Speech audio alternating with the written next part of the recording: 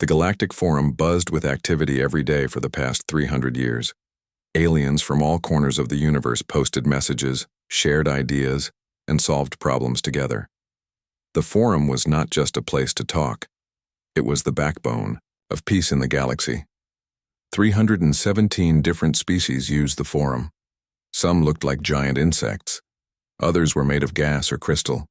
Many couldn't even breathe the same air. But on the forum, none of that mattered. They could all talk as equals. Humans joined the forum only 50 years ago. They were newcomers, but they quickly became important. Humans posted more than any other species. They asked strange questions. They shared art and music. They argued about everything. Many alien species found humans annoying, but they also found them useful. These humans never stopped talking. Zixnar, a squid-like diplomat, once said during a council meeting. He waved his tentacles in frustration. But I must admit, they come up with solutions no one else thinks of. That was why the silence was so strange. It started on a normal day. The forum's activity counter showed the usual numbers. Billions of messages from across the galaxy. Then suddenly, all human accounts went quiet. Not one post, not one comment, not even a simple reaction to other posts. At first, nobody noticed. The galaxy was big, and many things demanded attention. A small trade dispute between the rock people of Granitus and the methane breathers of Gaspar 7. A cultural festival on the ocean world of Aquatica. Normal galactic business, but after 3 days the silence became impossible to ignore. "Where are the humans?" asked Talon, a tall, thin alien with blue skin. She worked as a forum moderator. Her job was to watch traffic patterns. They usually post millions of times each day. Now nothing. Her supervisor, a cloud-like being named Vaporeus, floated closer to her screen. "Maybe their network is down? Check their connection nodes." Talon did as suggested. "All green. Their systems are online. They're just not using them." Within a week, the effects spread across the galaxy. Trade deals that humans usually helped negotiate stopped moving forward. Scientific projects slowed down without human input. Entertainment channels that featured human creativity saw their viewer numbers drop. The Galactic Council called an emergency meeting. Representatives from the most powerful species gathered in the Great Hall on the neutral planet Centrum.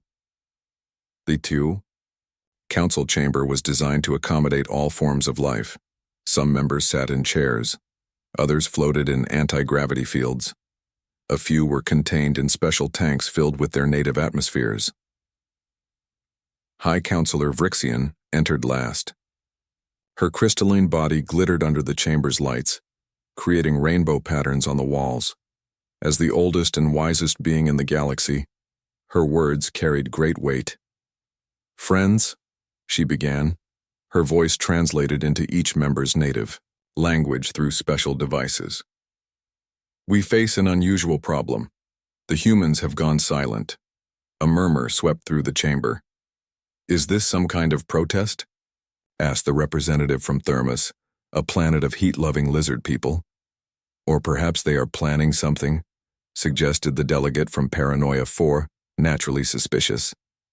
Vrixian raised a crystal hand for silence. "We have sent diplomatic ships to Earth and their colony worlds.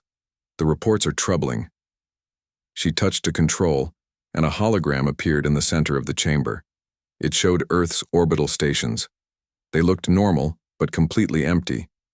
No ships moved between them. No lights blinked inside them. "Their orbital platforms are abandoned," Vrixian continued. "Their communication relays are functioning but silent, and our ships report minimal activity on the planet's surface." "Are they dead?" asked a small, fuzzy delegate from the planet Adorabia. "No," Vrixian said. "Our scans detect human life signs. Many humans remain on Earth, but billions are simply gone." The chamber erupted in confused chatter. Vrixian waited for order to return before speaking again. "We have interviewed the humans who remained behind. Their answers are strange. They speak of answering a call and fulfilling their purpose. When pressed for details, they become vague or change the subject. Captain Zeth Vol, of the scout vessel. Distant whisper stepped forward. He was from a species known for their investigation skills, with 4 eyes that could see in multiple spectrums. My team detected unusual energy readings throughout human space, he reported. The pattern matches their experimental fold drive technology. But the scale is impossible. Their fold drive was in early testing phases, barely able to transport a small ship across their solar system. Are you suggesting, asked a gaseous council member named Nebulous, that humans have suddenly perfected this technology and left? Not just left, Captain Zethval said grimly. Disappeared. 11 billion humans gone overnight, along with their most advanced ships and technology. The council chamber grew silent as everyone absorbed this information. But why? Asked Talon, who had been invited to the meeting as a forum expert. Why would they abandon the forums? Communication has always been their strongest trait. An elderly human woman named Maria Chen appeared on the hologram. She sat in a garden on Earth, surrounded by flowers. She seemed completely at peace. They've gone to answer the call, she explained to the interviewer. Some things are too important for words. Some threats, too great for discussion. What threats? The interviewer asked. Is Earth in danger? The old woman smiled mysteriously. Not just Earth, everything, everyone. The hologram ended, leaving the council in stunned silence. They've gone dark, Vrixian announced, her crystalline form trembling slightly, and we have no idea why. As the meeting ended, no one noticed the subtle changes beginning throughout the galaxy. Dreams shared across species lines, strange energy, readings at the edges of known space. Ancient monitoring stations dormant for millions of years coming online one by one. The humans had abandoned the forums, but they hadn't abandoned the galaxy. They were saving it. Captain Zethval stood on the bridge of the distant whisper as his ship entered Earth's solar system. His 4 eyes blinked in different patterns, a sign of deep thought among his species. The captain had led many strange missions in his 50 years of service, but none like this. Status report, he said to his crew. All systems normal, Captain, replied his first officer, a tall, insect-like being named Kriex. Her exoskeleton clicked softly as she moved between control stations. We are detecting normal activity on Mars colonies and Jupiter stations, but much less than expected. Zethvale nodded. And Earth? Scans show approximately 3 billion humans remaining on the planet, K-Creek said. Population databases indicated there should be 14 billion. The science officer, a floating ball of light named Lumi, pulsed with concern. Captain, I'm detecting unusual energy patterns throughout the system. They match the fold drive signature, but at a scale 1,000 times larger than any test the humans reported to the forum. The captain frowned. The human fold drive was experimental technology, designed to bend space for faster-than-light travel. But in forum reports, humans had described it as unstable and limited, barely able to transport a small ship across their own solar system. Prepare a landing team, Zethval ordered. We need answers. Meanwhile, across the galaxy, the Consortium Intelligence Division worked around the clock. Agents from different species analyzed data, hunting for clues about the human disappearance. Chief, Analyst Neri, a small green creature with 6 arms and a highly logical mind, discovered something troubling. She rushed to the office of Director Voss, her tiny feet pattering on the polished floor. Director, she said, placing a data crystal on his desk. You need to see this. Director Voss, a large amphibian with wet, thoughtful eyes, placed the crystal into his computer. A star map appeared showing mysterious energy bursts at the edge of the galaxy. These started appearing 48 hours before the humans went silent, Neri explained. At first I thought they were natural phenomena, but look at the pattern. She pressed a button and the energy burst connected into a clear geometric shape. It's a message, Voss said in surprise. Neri nodded. And it was aimed directly at Earth. Back on Earth, Captain Zethvale's team landed in a place once called New York City. The massive building still stood tall, but the streets were strangely empty. A few humans walked calmly about their business, but none showed surprise at seeing aliens walking among them. The team approached an elderly human tending to plants in what appeared to be a community garden. "Excuse me," Zethval said through his translator. "We are from the Galactic Consortium. We're trying to understand what happened to your people." The old man looked up and smiled. He had deep lines on his face and hands stained with earth. "They've gone to answer the call," he said simply. "What call?" asked Kakrieks. "Who called them?" "Not who," corrected the old man. "What? The universe itself called them. We all heard it, but only some could understand." Zethval exchanged glances with his team. This matched what other humans had said. "Why did some stay behind?" he asked. The old man gestured to his legs where a medical device was attached. "Some of us couldn't go. Too old, too sick, too tied to Earth in one way or another. But it's okay, they'll be back or they won't. Either way, they're doing what humans do best." "Which is?" prompted Lumi. "Rushing in to fix problems no one else wants to face." The old man chuckled. As the investigation continued, strange reports came in from all over the galaxy. On the meditation planet of Serenity, thousands of monks from different species reported the same dream. Humans walking through doorways that shouldn't exist, moving with purpose toward something both terrifying and necessary. On the ancient world of Kronos, home to the galaxy's oldest civilization, the timekeepers reported their quantum clocks showing impossible readings, as if time itself was being stretched and rewritten. Most disturbing were reports from the deep space monitoring stations at the edge of the galaxy. Built millions of years ago by a long-forgotten species, these stations had been silent for eons. Now they were sending data again, detecting massive movement in the void between galaxies. Captain Zethval's team made a breakthrough when they found a young human who was more willing to talk. She was a teenager named Jin, who had apparently hacked into the consortium's secure communications out of boredom. "You're all asking the wrong questions," she told them during a video call that she had initiated. "You keep asking where humans went. You should be asking why we had to go." "All right," Zethval said, intrigued by her boldness. "Why did you have to go?" Jin's young face grew serious. 6 months ago, Dr. Lakshmi Patel, a quantum physicist, detected a pattern in the cosmic background radiation. Everyone thought she was crazy at first, but then others verified her findings. "What kind of pattern?" asked Neri, who had joined the investigation. "A message," Jin said.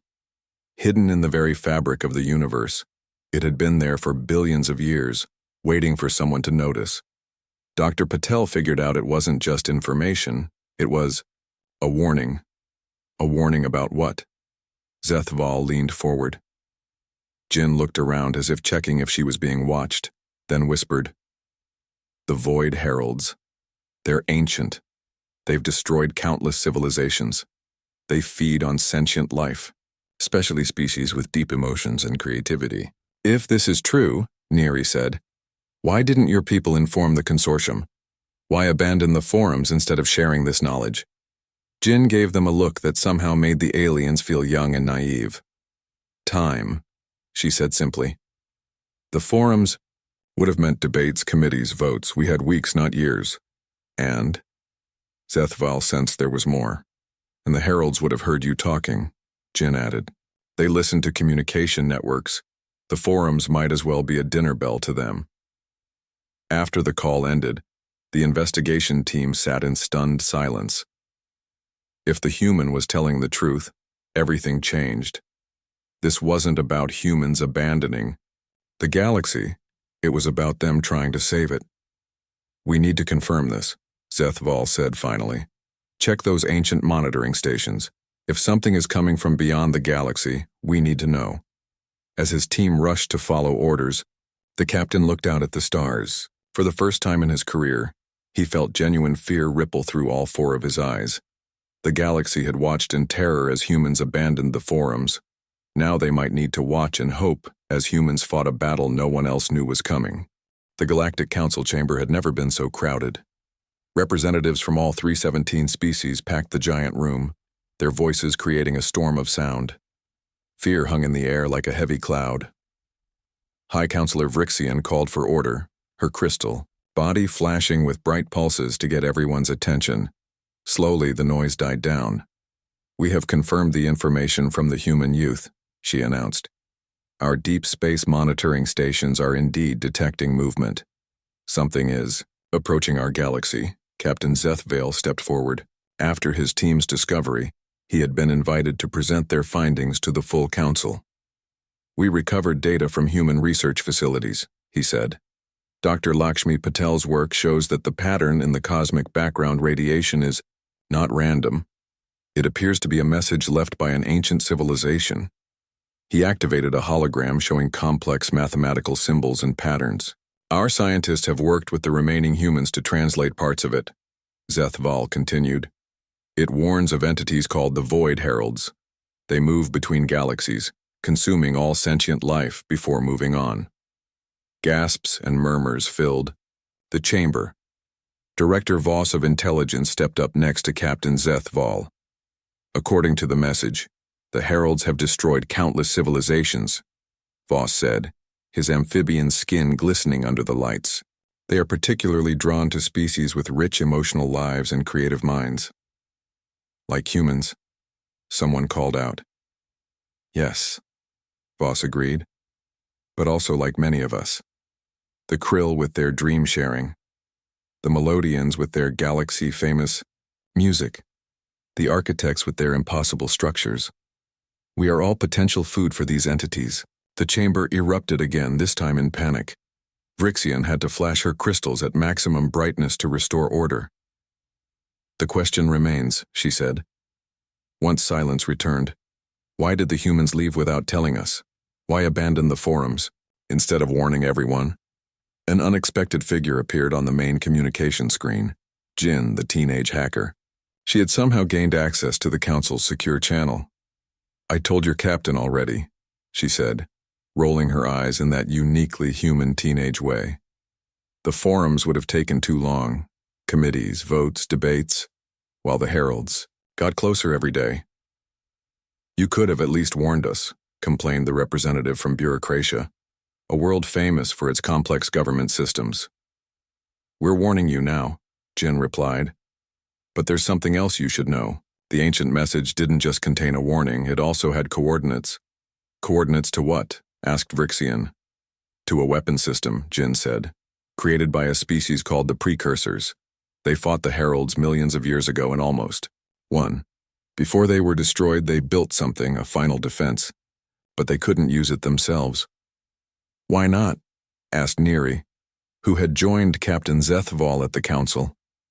"Because it required specific traits they didn't have," Jin explained. "It needed operators with extreme empathy, imagination, and self-sacrifice."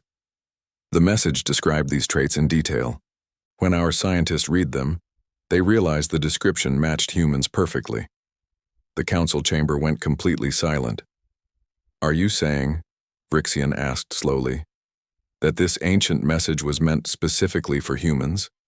That these precursors somehow knew humans would evolve and find it?" Jin shrugged. "Time works differently for beings that advanced. Maybe they saw the future. Maybe they just sent the message to thousands of galaxies, hoping the right species would eventually find it somewhere. All we know is that when we found it, we knew what we had to do." Meanwhile, across the galaxy, strange reports began coming in. Ships traveling near the outer rim described seeing massive human fleets. These weren't the small vessels humans had shown to the consortium.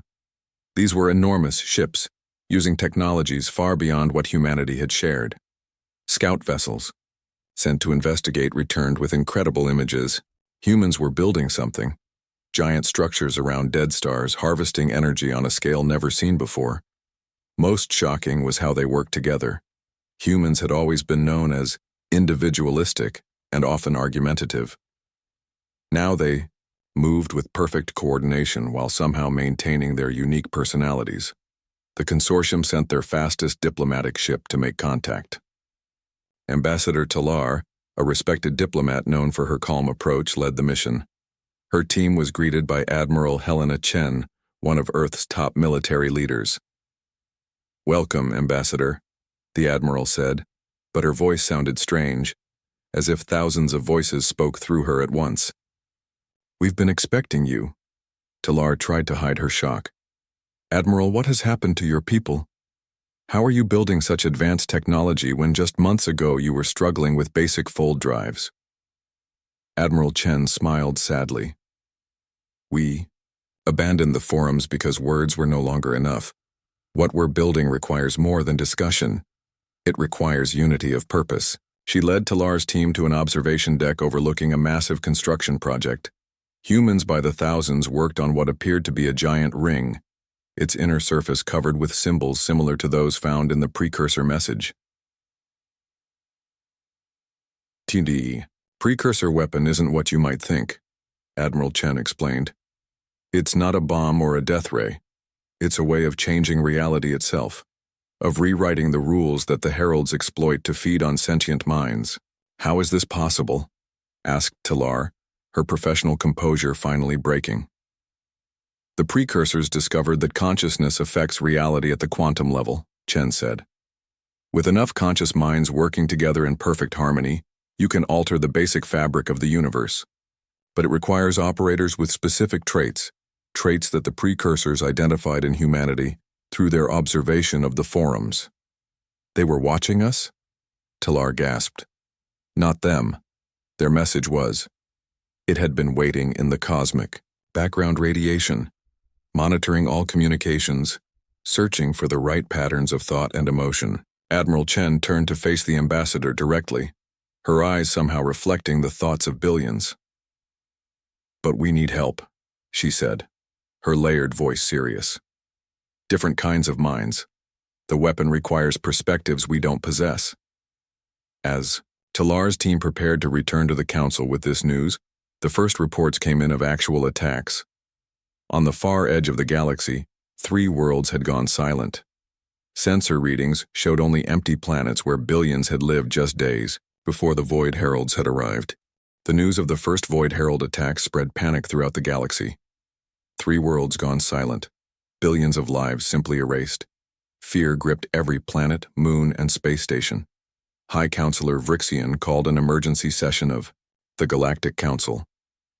Ambassador Talar had just returned from her meeting with the humans and stood ready to share what she had learned. "Fellow council members," Talar began, her voice steady despite her fear. "I have seen what the humans are building. It is beyond anything we thought possible." She activated a hologram showing the massive ring structure that humans were constructing around a dead star. Admiral Chen explained that the precursor weapon is not a traditional weapon at all. Talar continued, "It is a device that can change the very rules of reality, rules that the Void Heralds use to feed on sentient minds." "How is this possible?" asked the representative from Scientifica, a world known for its logical approach to problems. "According to the humans, consciousness affects reality at the quantum level," Talar explained. "With enough minds working together in perfect harmony, the basic fabric of the universe can be altered." The council chamber erupted in disbelief. Such ideas challenged everything they understood about the universe. "Even if this is true," said the delegate from Skeptica Prime, "how have humans suddenly gained such advanced technology? Just months ago, they were still working on basic fold drives." Talar looked uncomfortable. "This is perhaps the most difficult part to understand. The humans have changed. They have somehow linked their minds while maintaining their individuality. They call it the unity. It has accelerated their development in ways we cannot comprehend." Meanwhile, at the edge of the galaxy, Captain Zethval's ship approached one of the worlds attacked by the Void Heralds. His mission was to gather information about this new enemy. What he found chilled him to his core. The planet Verdant III had been home to over 5 billion people just days ago. Now it was completely lifeless. Not destroyed, the city still stood, the oceans still moved, plants still grew, but utterly empty of conscious life. "Scans detect no signs of bodies," reported Science Officer Lumi, her light form dimmed with distress. It's as if every sentient being simply vanished. What about animals? Zethval asked. Present and unharmed, Lumi replied. Only beings with higher consciousness were taken. First Officer K-Creeks moved nervously, her exoskeleton clicking. Captain, we're detecting unusual energy readings, similar to the pattern found in the cosmic background radiation, but stronger. The heralds left a message, Zethval realized. Can we decode it? Lumi focused her energy on the readings. It's not exactly a message, more like residue, an echo of their thoughts as they fed. What they learned from this echo was terrifying.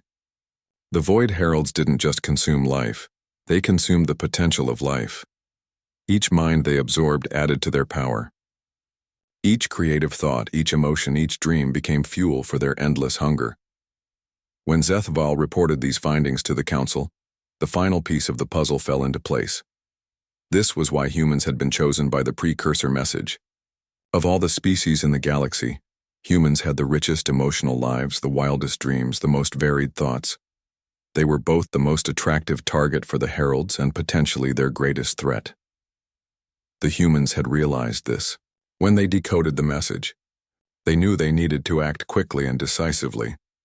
The forums, with their endless discussions and debates, would have only attracted the heralds' attention sooner, while delaying any effective response.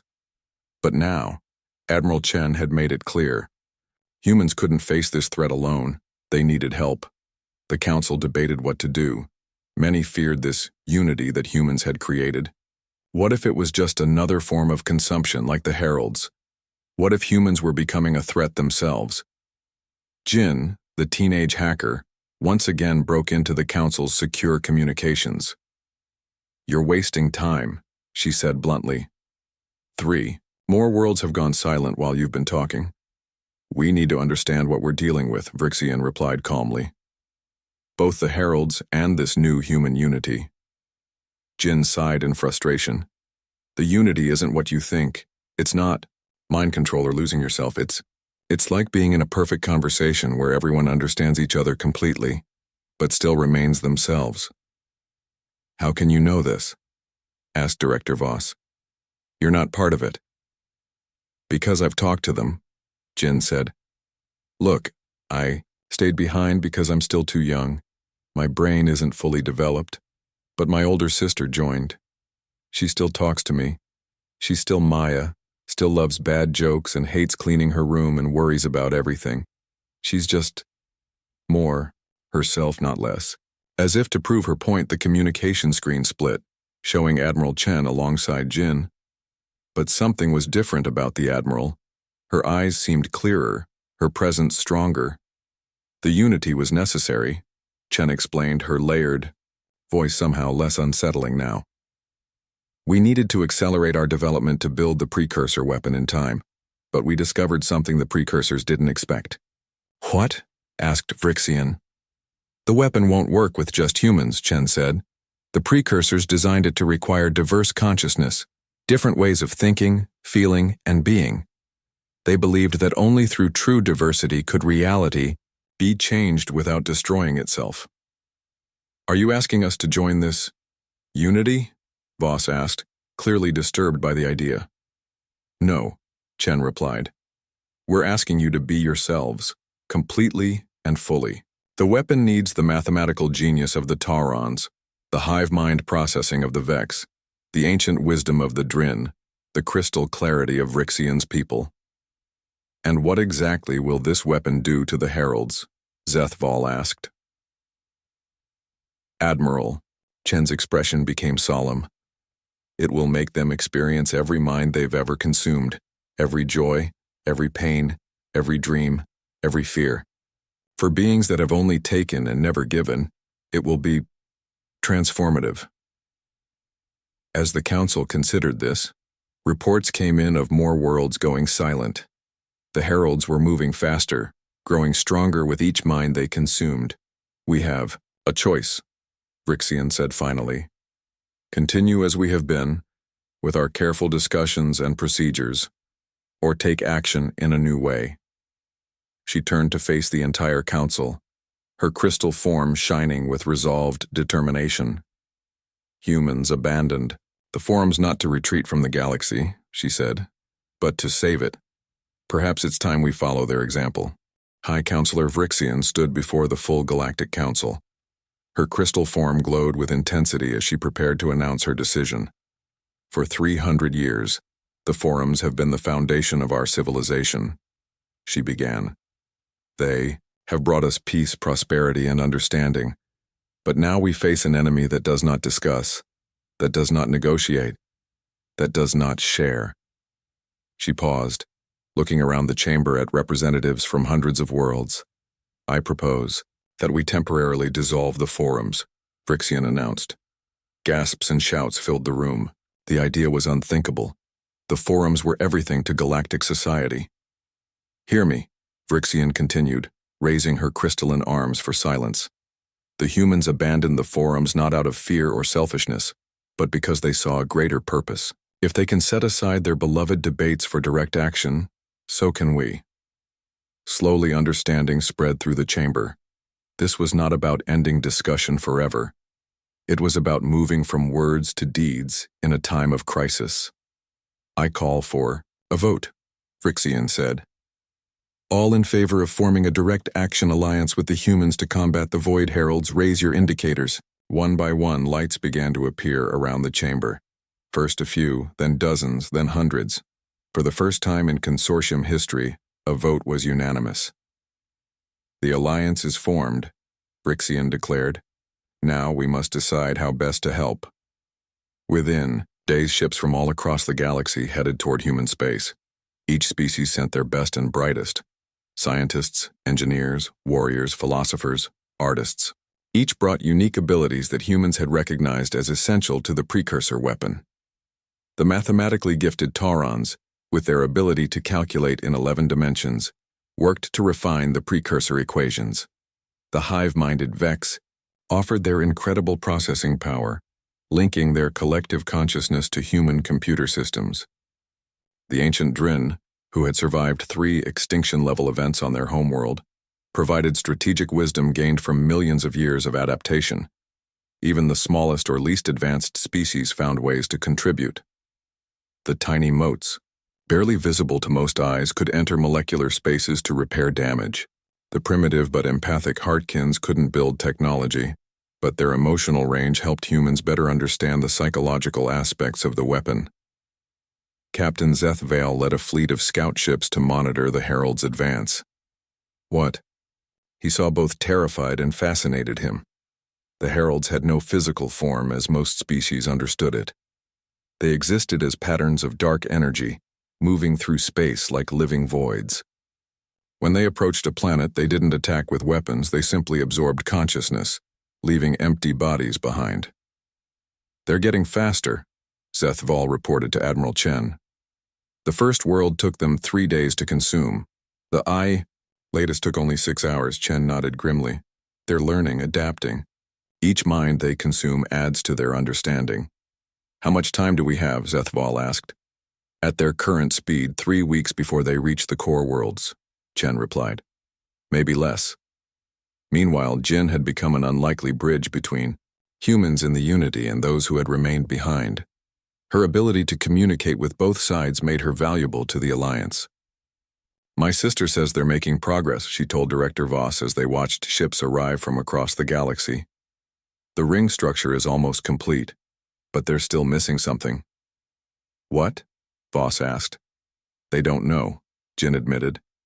The precursor instructions talk about a final key that will activate the weapon, but no one understands what it means. As they spoke, a small ship landed nearby. It was ancient, its design unlike any current species. Out stepped a being that made Jin gasp in surprise. A wanderer, she whispered.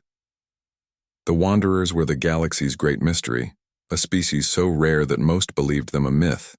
They lived their impossibly long lives traveling alone, never staying in one place, never joining civilizations.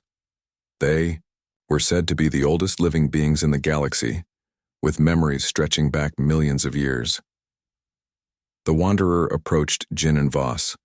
Its body shifted constantly, never settling on one form, as if it couldn't remember what shape it was supposed to be. "I have come," it said in a voice that seemed to echo from a great distance. I felt the ripples in reality when the heralds awakened. "Do you know them?" Voss asked, surprised. The wanderer's form shimmered with what might have been sadness. "I am the last of those who faced them before. My species was once numerous. We fought the heralds when they last came to this galaxy. We created what you now call the precursor weapon." Jin's eyes widened. "You're a precursor?" "We called ourselves the Weavers," the wanderer corrected. "We understood the fabric of reality, how to bend it, shape it. But we lacked something essential, to make our weapon work." "What?" Jin asked. "Hope," the wanderer said simply.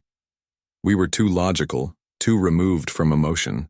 We could build the device, but we could not power it with the necessary belief that things could be better." The wanderer turned to look at the massive ring structure visible through the viewport. "Humans have this in abundance. Even facing extinction, they believe tomorrow can be brighter than today. This is why the message sought them out. As this revelation spread, the human-led forces fought desperate holding actions against the advancing heralds.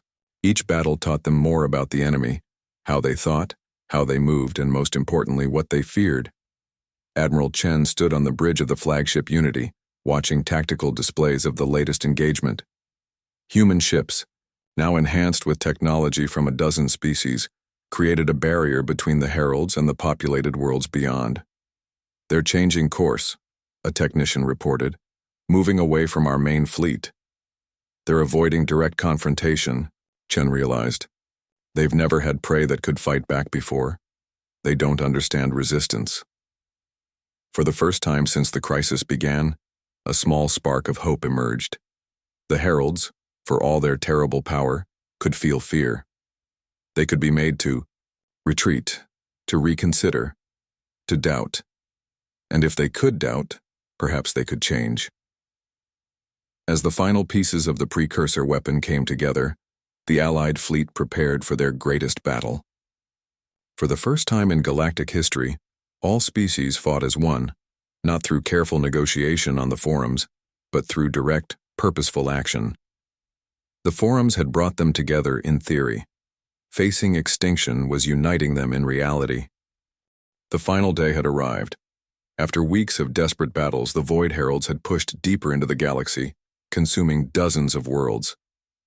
But the Allied forces had not been idle. The precursor weapon, the great ring structure built around a dead star, was complete. At the center of the ring, a special chamber had been constructed. Inside stood volunteers from every species, with humans serving as the primary conduits for the precursor technology. These volunteers understood they might not survive what was to come. Admiral Helena Chen stood among them. Her consciousness, linked to billions of other humans through the Unity, served as the central point of connection. Around her stood representatives from all major species. Brixian's crystal form glowed next to Zethval's four-eyed vigilance. The mathematical Tauron stood opposite the ancient Drin. Every form of consciousness in the galaxy was represented. Outside the ring, the Allied fleet prepared for their most important mission, to draw the heralds to this location. The weapon couldn't reach across the galaxy. The heralds had to come to them. Jin watched from a safe distance alongside Director Voss and the Wanderer. Though too young to join the Unity, Jin had insisted on being present. "Will it work?" she asked the Wanderer. The ancient being's form shifted in what might have been uncertainty. "The device is built correctly, but its power depends on those who operate it. The Weavers failed because we lacked what humans call heart." "And now?" Voss prompted. "Now we have balance," the Wanderer said. "Logic and emotion, individual and collective, past and future. If any combination can succeed, it is this one." On the bridge of the flagship Defender, First Officer Kakrai X had been promoted to captain after Zethval volunteered for the weapon chamber. She watched as scout ships reported the herald's approach. "They've taken the bait," she reported to the Alliance Command. All heralds are converging on our position. The trap had worked. The Allied forces had deliberately leaked information about the weapon, knowing the heralds would move to destroy it. Now, hundreds of dark energy patterns swarmed toward them, hungry for the billions of minds gathered in one place. In the weapon chamber, Admiral Chen opened her eyes. Through the unity, she felt every human mind focused on this moment. Through the chamber's special connections, she felt the volunteers from other species joining their consciousness to hers. "They're here," she said, her layered voice now containing echoes of all sentient life. "Begin the sequence." The Tauron started calculating the 11-dimensional equations needed to target the weapon correctly. The Vex linked their hive mind to the system, providing the processing power. The Drin added their ancient wisdom, ensuring the changes wouldn't have unforeseen consequences. Outside, the fleet engaged the first wave of heralds. Ships fired weapons designed during the past weeks, weapons that didn't try to destroy the heralds but to slow them, confuse them, make them doubt. In the safe observation area, Jin suddenly grabbed the console in front of her. "Something's wrong," she said. "The weapon's power levels are fluctuating, it's not stabilizing." The Wanderer moved closer to the viewport, its form becoming more solid as it focused. "The final key," it murmured. "We never discovered what it was." Jin looked at the readings. Again, then at the massive ring structure. Understanding dawned on her young face. "It's not a thing," she said. "It's a decision." Without waiting for permission, she ran to the communication panel and opened a channel to the weapon chamber. "Maya," she called, searching for her sister among the billions of connected minds. "The weapon needs a choice. The precursors couldn't use it because they couldn't make the choice it requires." In the chamber, Maya, part of the unity but still herself, heard her sister's voice. Through her connection to Admiral Chen, the message spread to all. "What choice?" Chen asked, her voice carrying to Jin. "The weapon doesn't just remake the heralds," Jin explained, the pieces falling into place in her mind. "It remakes everything it touches, including the ones who use it." The Wanderer nodded, its ancient memories finally unlocking. "Yes, we could not bring ourselves to change. We wanted to change others while remaining as we were. That was our failure." As the heralds broke through the outer defenses, moving inexorably toward the weapon, the volunteers in the chamber faced their moment of truth. To activate the weapon would mean accepting transformation not just for their enemy, but for themselves. "We've spent centuries on the forums, talking about understanding each other," Chen said to the gathered representatives. "Now we have a chance to truly do it. Not just to know each other's words, but to experience each other's reality." One by one, the volunteers nodded. This was why they had been chosen, because somewhere deep in their being, they had always wanted this connection. "Choose change," Chen said simply, "for them and for us." She activated the final sequence. The ring structure began to glow, drawing energy from the dead star at its center. Light pulsed along pathways built according to the precursor design. In the chamber, the volunteers felt their consciousness expanding, touching each other in ways no forum could ever allow. When the weapon fired, it wasn't a beam or an explosion. It was a wave of pure understanding that spread outward at the speed of thought. It engulfed the heralds first, forcing beings of pure consumption to experience something they had never known: empathy. For the first time, the heralds felt the lives they had taken. They experienced the joy, pain, love, fear, hope, and dreams of every consciousness they had consumed. For beings that had only taken and never given, it was overwhelming. Many heralds couldn't survive the transformation. Their dark energy patterns dissolved, releasing the billions of minds they had absorbed. Others fled to the void between galaxies, their nature fundamentally changed by what they had experienced. But a few, a precious few, remained. Changed. Transformed. No longer consumers but participants in the great dance of consciousness. The wave continued outward, touching every world in the galaxy. No one remained untouched. Not every mind was joined permanently. That would have destroyed the diversity that made the galaxy special. But every mind now carried an echo of all others, a deep understanding that no forum could ever provide. When it was over, Jin rushed to the weapon chamber. She found her sister Maya standing alone, separated from the unity but somehow more complete than before. "Did we win?" Jin asked, hugging her tightly. Maya smiled. "I'm not sure winning is the right word anymore, but we survived, we changed. And so did they." In the months that followed, the galaxy rebuilt. The forums were re-established, but they were no longer the center of interspecies relations. Real collaboration, messy, direct, sometimes contentious but always genuine, became the new foundation of galactic society. The humans returned to their worlds, no longer the newcomers, but now recognized as the salvation of all sentient life. They had abandoned the forums not to retreat from the galaxy, but to save it, teaching the other species that sometimes action speaks louder than words. And in the quantum connections that now linked all worlds, echoes of the precursor message could still be detected, no longer a warning but a promise. Unity is not agreement, unity is purpose. The end.